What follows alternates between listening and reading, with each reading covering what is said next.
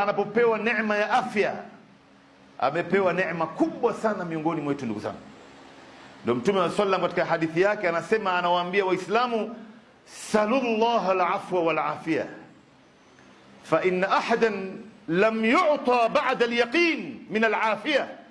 Kila mara muombeni Mwenyezi Mungu awasamehe madhambi yenu na Mwenyezi Mungu awapatieni afya, awaruzukuni afya. Kwani hajapewa mmoja wenu baada ya imani, baada ya yaqin, kuliko afya. Kuliko afya, ndugu zangu. Hii afya yako Mungu amekutunuku, itumie katika njia ya kujikaribisha kwa Mola wako. Na bado uko nayo, ilinde hiyo afya. Na uchunge unakula chakula aina gani, unakula chakula kiasi gani, wakati gani wakula, masala ya kufanya mazoezi, masala ya kutembea. Linda afya yako, funga saumu za sunna.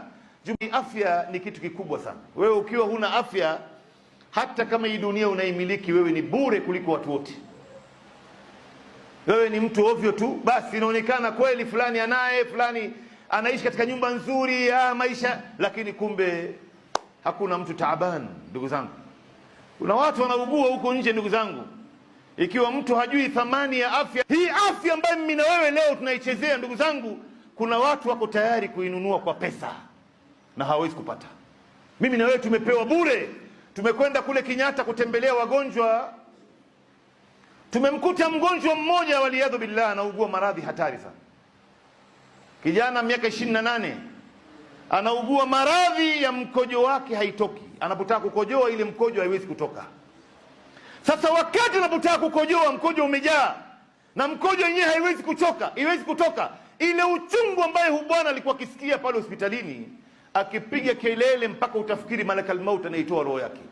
Yule daktari ambaye tulikuwa naye akatuambia, kwa bahati mbaya mmempata mgonjwa anayeugua maradhi kama hii ya haja ndogo. Kuna wale ambao wanaugua maradhi kama hii ya haja kubwa.